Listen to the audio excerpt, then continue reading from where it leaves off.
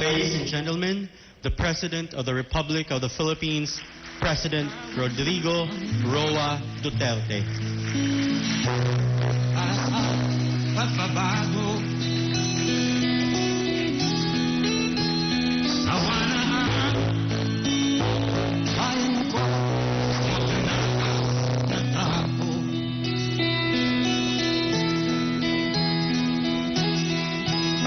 Madilim na kahapon,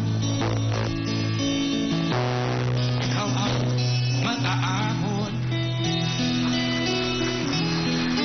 Sa piling mo,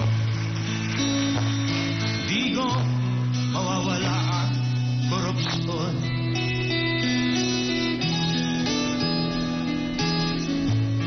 Tayo na, Pilipinas. Once again, President Rodrigo Roa Duterte. May I request everybody to please take your seats. Pangulong Rodrigo Duterte dumating na dito sa SMX Lanang Davao City para sa May we call on ARMM DILG Local Secretary Government Summit. Ismael D. Sueno, Pinangungunahan ng DILG at ng mga local chief executives ng Autonomous Region and Muslim Mindanao. Pakinggan natin si DILG Secretary Mike Sueno.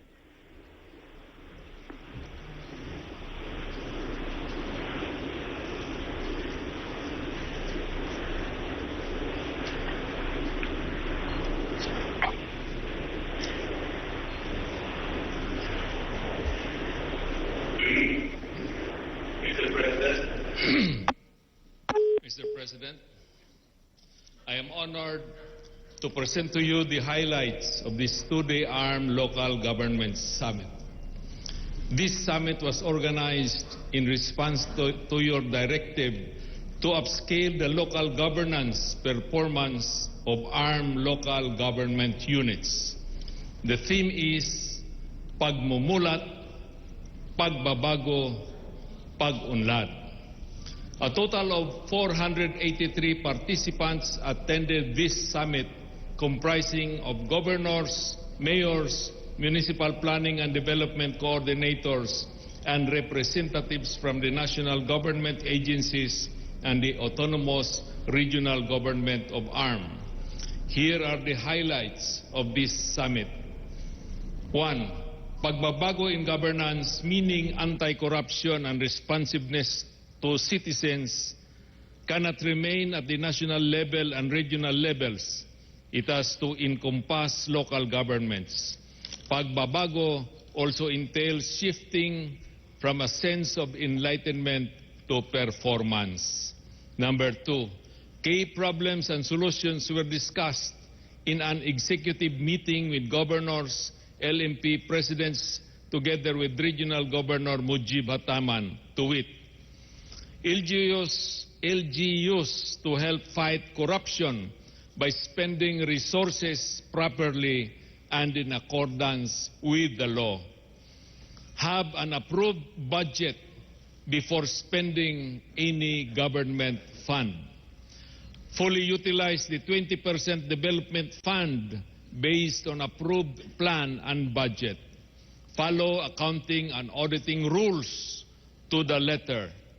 Request COA to improve the way it conducts audits in the LGUs.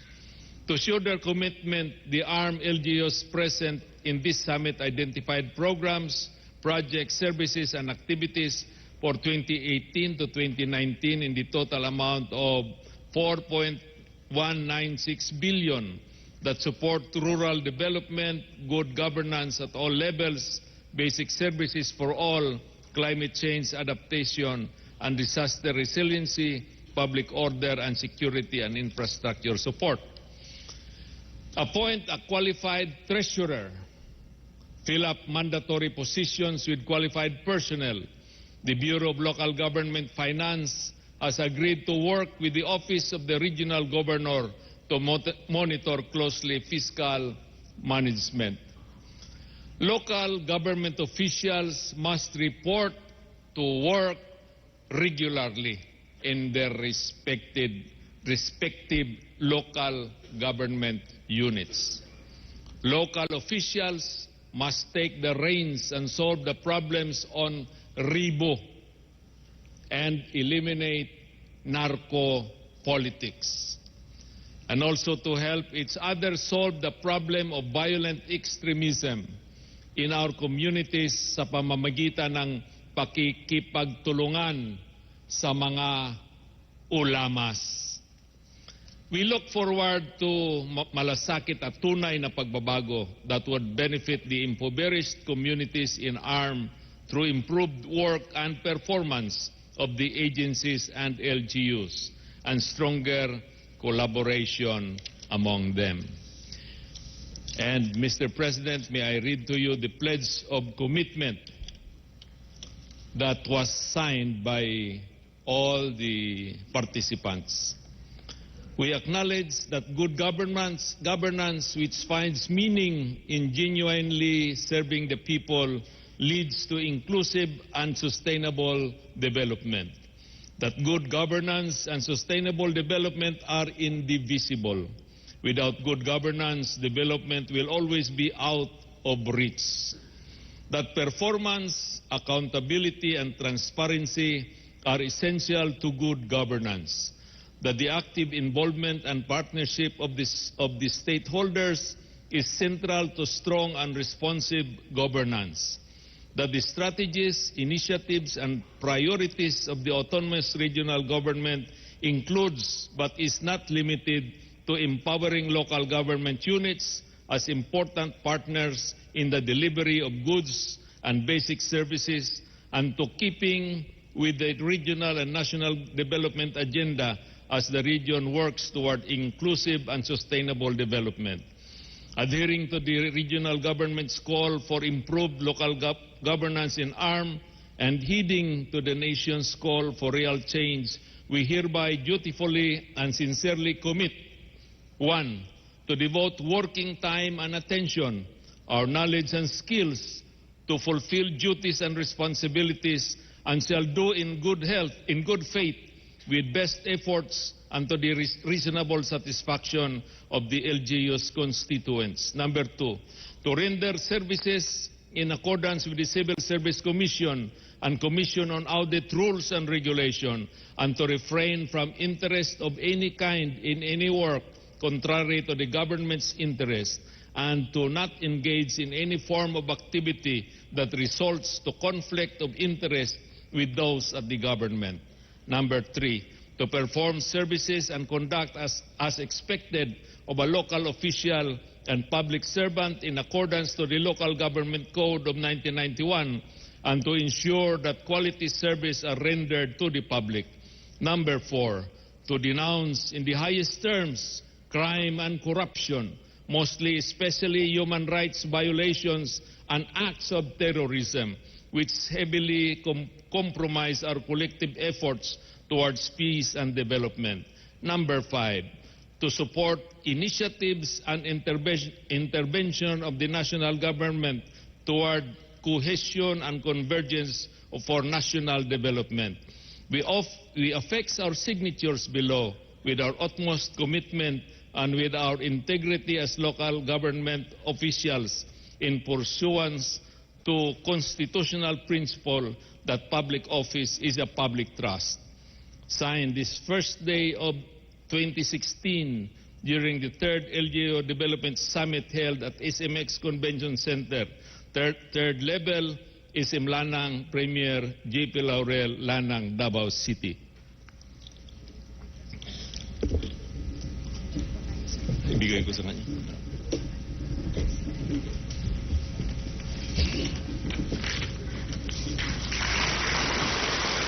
Thank you, Secretary Sueno. At this point, may we request DILG Secretary Sueno to introduce our guest of honor. Ladies and gentlemen, the President of the Republic of the Philippines, President Rodrigo Roa Duterte.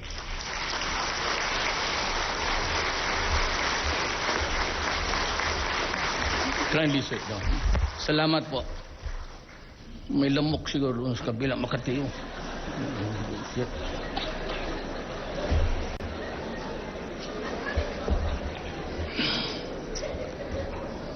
Secretary Sueno, Secretary Mamao, Secretary Alonto, Governor Mujib Hataman, yung aide ko, baka nang kalimutan niya, my fellow workers in government, my beloved countrymen.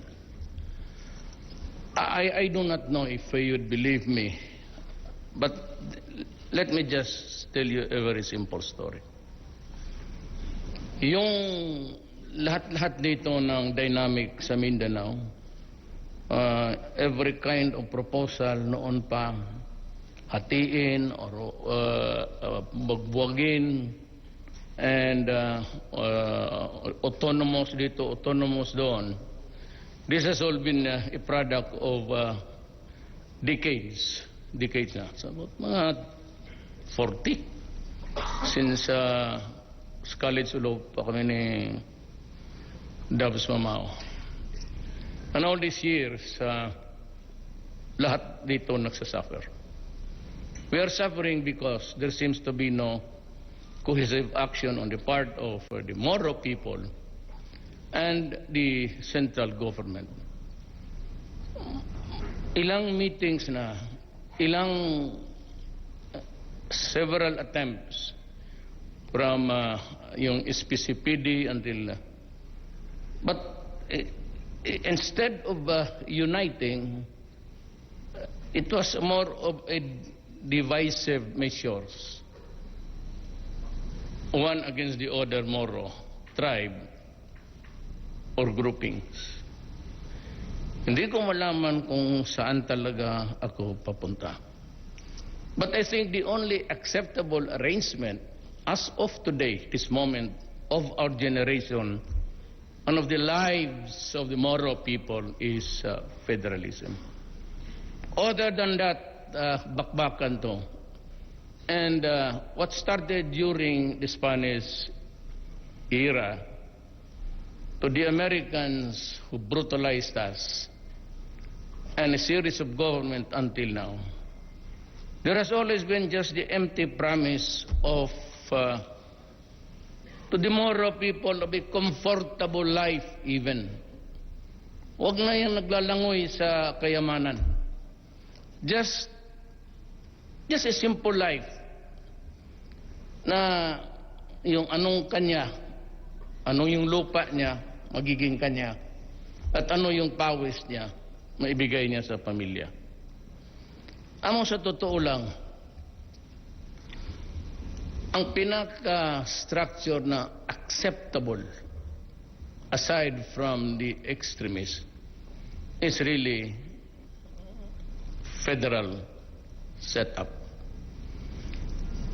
Nung nauwi ako kagabi at kaninang umaga, dalawang leading members of Congress, kamaya ko na lang sabihin, pag sinabi ko na sa kanila, tumawag. Sabi nila, Rod, okay pa. Okay ma, sabi ko. Ano problema? What about itong development na terrorism? Look guys, yung terrorism hindi nag-umpisa dito. It was started a very long time ago. Not by the people of Mindanao, but by the colonialists. They started the killing. They started the plunder of the land. And they lived off fat of Mindanao. Magandang buhay nila. So it is just a reaction of a person who has been deprived of the most precious thing of all of his possessions, and that is the land. So, what's actually na sinasabi nilang Muslim rebellion or a Moro rampage there is actually the Moro nationalism, to put it correctly in the proper perspective. The anger fed in the minds of the Moro is actually yung nationalism niya sa lupa niya. Just as you would call everybody here a Filipino nationalist who sticks to the interest of his own country.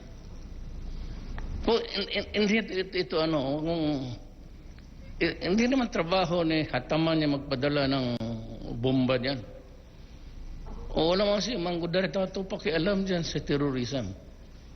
Those were the words that came to my mind because they're the familiar names that crops up every day.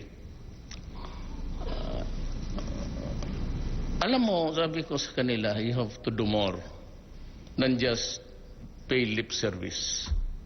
You have to start the ball rolling. The Moro people will not wait for another term of a president. At ayaw ko naman magyawang, sa totoo lang, na kung wala ako, mahirapan. Ang sinasabi ko lang tuloy, baka hindi na ma-realize ng Moro people. I'm not saying that. I am not an indispensable factor in this island. But what I'm saying, the most, maybe not really golden, but the most appropriate opportunity at this time of our generation, tayong buhay ngayon, will be now.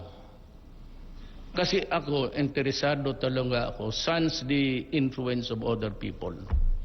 Nobody is a delegation from another country insisting us that ito, ganito, gawain mo, ito, mayor, ganito. I don't listen to them. I just got my gut feel. Hindi ka kaya United Nations pupunta dito. Who are they really to they even suggest to us? This is our land. So we fix it. And what is the most appropriate na hindi talaga magkaroon ng full-blown revolution? Because hindi ko talaga mabasa sa kanila eh. Kaya sabi nila, Rod, ayusin mo yan. Kasi how are we supposed to craft a new law? Or even to suggest that there will be a plebiscite after we shall have begun to implement a federal system. Matatalo yan sa plebisito. So back to square one tayo. So the only way really is to convince the richest Moro here in this hall and the poorest Sama and dyan sa Quezon Boulevard, is that we have to, art is the life of accommodation and compromise. Hindi mo natin ito kasalanan. Ang problema, ito ang binigay sa atin ng mga dumayo dito. Kaya and even yung Ilocano, hindi mo maintindihan. Naintindihan ng Bisaya, pero yung Panggalatok, hindi rin niya naintindihan Ilonggo. Ay yung Maranao, hanggang dyan ka lang, Maguindanao, pero ilagay mo yan doon sa yung magsalita na mas mabilis. Slow motion itong Tausog. Yung Maranao kung magsalita, pareho ng Panggalatok. Para tayo magkaintindihan niya. Hindi nga tayo nakakaintindihan sa salita natin. But since we are here already, nandito na tayo sa generation natin, we'll just have to fix it even for about 20 to 30 years. Then, by the grace of our law, you might find a good solution for this land. But right now, we have to act. At sabihin mo na yung mga mauti na yan, sabihin yung mga ISIS, wala tayong pakialam dyan. The ISIS came about because the Americans invaded Iraq on an excuse that there were weapons of mass destruction. Wala eh. So, ang Iraq, nakawatak-watak. Then they started to undermine Libya. And so they killed also Gaddafi. And Saddam, so what happened? Isang tao lang ang ayaw nila. And they're trying to erode the foundation of Assad.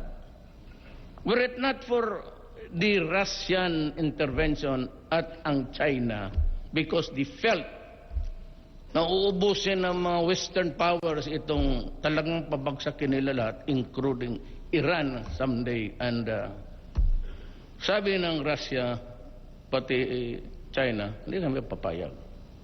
So they contributed arms that are as deadly as the rebels as armed by the Western powers. O sino napapatayan dyan ang mga armas? Kaninong armas ang napapatayan dyan yung mga Arabs na Muslim? Tingin ninyo.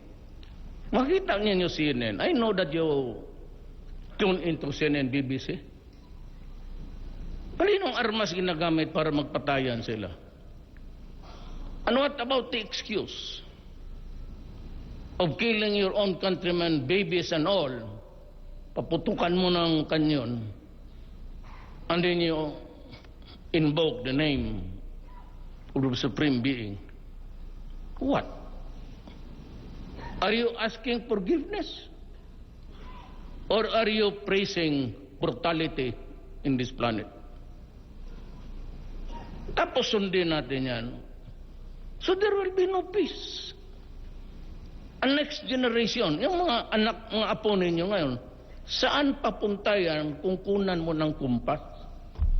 We provide the compass for them to navigate through life. Kung saan sila magpunta anong tubig to go home to their native land. How do they navigate amongst the politics and hatred already there? Marami ng massacres, marami ng patayon. Marami ng ayaw kasi naubos yung isang pamilya, no? For both sides, actually. How do you, kung walang magkaisa tayo ngayon, ngayon na kasi pag ayaw ninyo, then prepare. Your grandchildren are children of the days of suffering to come. Ganon talaga. Ayaw ko nang do not look even beyond to search. Manood ka kung ano nangyayari si Aleppo pati Mosul. The last nakita ko kanina was 37 mostly bata pati mga babae. Ano kasalanan ng isang Sunni? Ano kasalanan ng isang Shiite? We all believe in God. But why do we have to suffer? There is a great divider between the Sunni and the Shiite. Dito wala. It's just a matter of category. Anong klaseng Muslim ka? In the same manner, ang mga Kristiyano, anong ka ba? Protestante. But that's about all. It's not a reason to be killing a race. Mauubos na ang mga gago doon. Anak ng... By the time that this war will be finished and all the terrorists are exterminated, halos sila maubos na rin. So why is the IS? Is the IS connected with the Muslim nationalism? Does it have to have the connectives? Ano? Tell me. ISIS was a product of the soldiers of Libya and those na hindi binigyan ng importansya ng Amerika. They became radicalized because they were bombing people with ang hinuhulog tag isang eroplanong gasolina. Until now, kita mo yung mga bata na tinatakbo sa ambulansya. I hope everybody, if you do not agree with me, just try to figure out what I'm talking about and you would know. Ako, I'm offering my term. Sabi ko nga, makraft lang yan. Huwag kayong paproblema sa akin. If you can craft 3 years from now, ang federal setup. But I would suggest that it must have a strong president, otherwise delikado.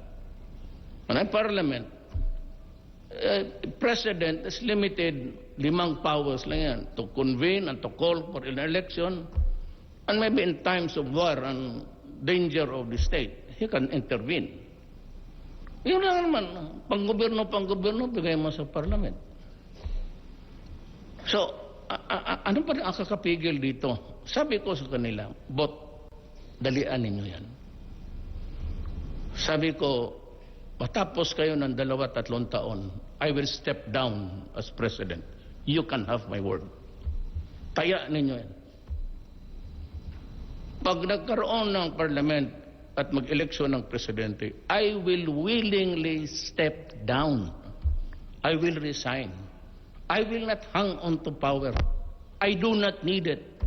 I have enough of it for 40 years as a congressman, mayor. It does not really seem different from what I'm doing now. Opisina lang o balay opisina. Same, I study at night. But that's about the sildo, cannot compare. Sa pagod mo, pagdating mo, lahat ng department yan sila, may folder. Defense, Foreign Affairs, galing kay DAB. Basahin ko yung lahat gabi-gabi. Ako maglagay, okay. Disapprove. But I have to read. How can I disapprove? Approve without reading the... Anong oras ako matulog? Alas 3, alas 4, alas 5. Minsan alas 6. Tapos magising ako ng alas 12. Gisingin ako ng security kasi opisina. So that I have to fly somewhere else to... Never mind about mga human rights. Alam mo nila na hindi... Tsaka hindi yan sila ang... Tanungin mo po sa bukid kung sino ang presidenta niya. You ask the NPA, they'll tell you Duterte. Yung mga palip-lip dyan, akala nila... Kasi ako lang rin ang pag-asa nila. If I cannot work out a system after Oslo in Norway, if I cannot work on the federal setup and make it work, then I would tell you, I am a failure. And I would consider my being a president. Wala ka nang ibang makita. Wala akong minahan dyan sa saan ba maraming mining. Wag na, kasi magtingin na naman tayo. Wala akong baski isang halwan dyan sa Ligwasan Mart. Wala. Lupa ako. What I really want is just my country at peace, lahat mabubuhay, lahat ng magmasib ng land reform bago ang federal system, for the individual Maguindanao or Maranao to have his land. I'm willing to, yung unang ibigay ng Japanese day ngayon, I have to hurry up because there are cocktails going on. Ako yung guest nila.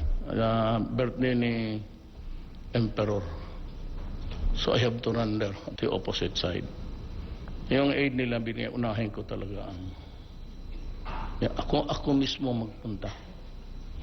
Doon sa Maote, 5 kambing, huminto ka na. Mamatay ka na. Tension, ilan? 50 lang kayo, tapos maglaban kayo ng armed forces. Kalukuhan. Pumunta ka na lang doon sa Middle East. Pamili ka ng anong aeroplano, Emirates. Okay, bigyan kita ticket. Sige, doon. Wala namang gawin mo dito, disturbuhin mo isang community. Then what? After that, how about yung namatay? They are into believing something which is not really true. Kasi yung kausa nila hindi nga atin eh. Wala naman I do not allow oppression in this country. And I will never do it. Ano sabi nila, martial law? Martial law. Mag-martial law ako dito. Ano? Patayin ko lahat yung maote, pati yung mga religious extremists. Then,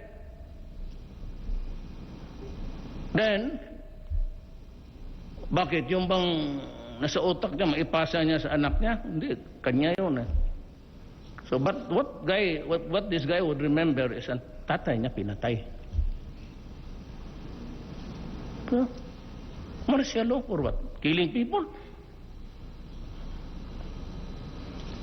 Well, I would rather empower every mayor. Wag lang ninyo gamitin Seba, because there's ito mga sundalo to, and they would never accede to any illegal order. Yung pa ang utusan mo mag-escort ng droga, sabihin ko, sir, utusan mo ka, barilin mo. Ikaw mismo magbaril ng amo mo. Ba't kung sabihin mo, punta ka doon sa brigade, and you tell your story, why your community is not safe anymore, then I will give you the blanket authority. Go ahead. What is your order?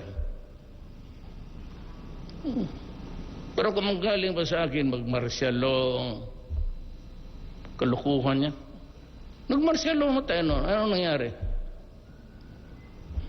Gumaling ba ang buhay natin hanggang ngayon? Wala. Kaya itong mga taga Maynila, akala nila siguro, yung hinihintay nila ngayon, na magagalit ako. Martial law dito, martial law doon. Barilan dito, barilan doon. Pag alis ko, dumami ang patay lalo.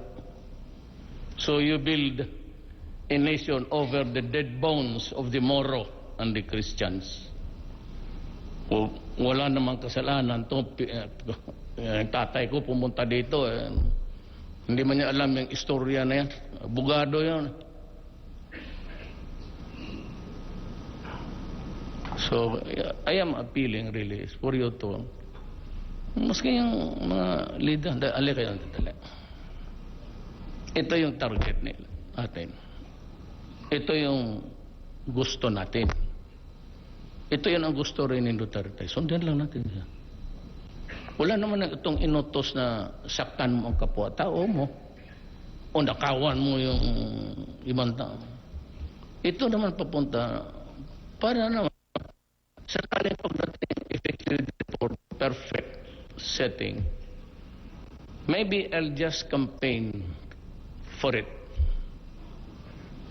for its approval among the Visayan. Acceptable because of the, hindi ka naman talaga ako pure Cebuano. Then I will campaign for it. And after, if this passes, pagkaroon ng election, I'll be the first to. Hindi ako tatakbo. Mamili na kayo ng Maranao. Ayaw si Davao gusto, mga presidente. Bahala kayo dyan. Ako, mag-retire na ako. Kasi I have done my share of nation building. Ito na lang inaalalayan ko. Just to avoid extremism because it is not our idea. Kung nanggaling dito yan, the cause originated from here, and it is original to us, I will be the first to call upon the Moro people to a total rebellion. Huwag tayong pumawag ng ganito. Sige.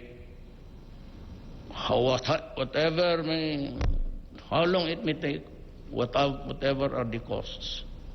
Kasi hindi ito talaga para sa atin.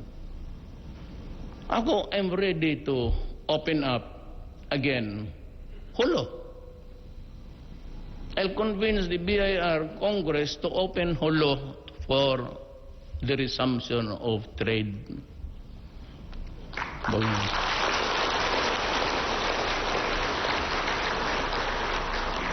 Ang experience ko dyan sa distribution ng farm, is hindi ako magbigay ng mga karabaw. Kasi ang karabaw, basta sa katagal ng tingin mo, sa karabaw, ay, masarap magkain ng karabaw ngayon. Kaya dyan sa Marilog, pagsabihin, sige lang, bahugi lang yan, sige pakainin mo kay malapit na ang pista. Bigyan ko lahat dito, traktor.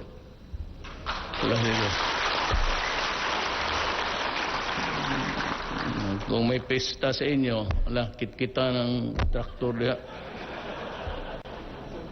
Hindi lang ito sabihin mo sa inyo, ha? Lahat ito, lalo na ang mga Kristiyano, kaya mahilig man sa pista. May pista ni may pista ni Santo Josefo, Santo Fernando, Santo Rodrigo. Ay, nako. So, ang aking is yung milk cow, yung kayong mga taga Davao, I bought so many cattle. Dinistribute ko. Carabao, ganoon rin. Yawon eh. Yung namang baka is many of the children, pag kinuha ko yung, binili ko yung gatas. So, I had it distributed in the public schools. Hindi pa any child would want to drink milk. Problem is, pag inom ng nagtatae because of lactose intolerance. Hindi nasanay sa... So, the nearest to a mother's milk, a human being's milk, is yung goat. So, yun ang Plus yung my experience nga dito sa aking lugar dyan sa Carmen, yung dyan ako nag-hunting. May maliit na bahay ako dyan sa Midsayap, Carmen, boundary. Ang sheep, yung may mga wool na brown na imported, hindi talaga mamatay, baski latiguho ni mo kalima po buhi. Pero ang kanding, patay. So you cannot buy those imported ones. They cannot survive the environment because wala sa kanilang DNA ang the kit for survival. Wala sa genetics nila. But ganon siguro ko. If I'm going to give you a tractor, I must see to it that I must give you a land first. Puro ito sa wala dito. Kaya itong lahat nandito, hindi ito kailangan ng kambing. Bigyan ko kayo helicopter, aeroplano. Kaya, duwaan mo ba yun? Yun yung sa maliliit. Tayo, whatever good that you're doing na gives you money, go ahead. So, mga kapatid ko, I pray that we can sort out the things. I want it done before the end of the year.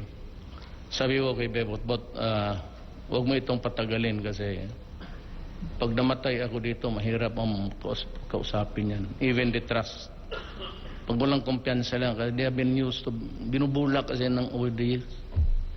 Iba naman ang nangyayari, so hindi yan basta-basta mo madala. The fact na kung papayag ito, they will follow because that is for their own good and for the good of everybody. And that's it. It's nothing to do with personal alliances, loyalty. I do not need it. But what you should understand from me, at believe me, na gusto ko talagang mangyari yung dapat mangyari, and that is semblance of your territory, your governance, and the happiness of the Moro people. Maraming salamat po.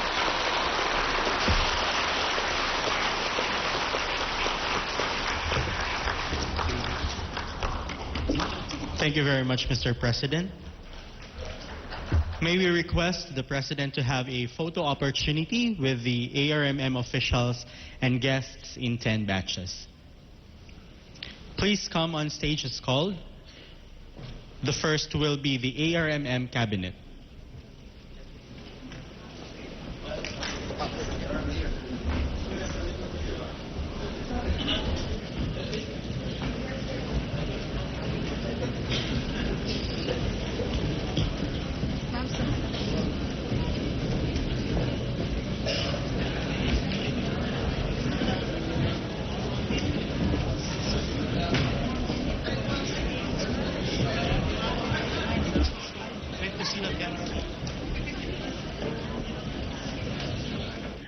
Ngayon nga po ang talumpati ng Pangulong Rodrigo Duterte at sa mga oras na ito ay may photo session muna ang mga opisyal.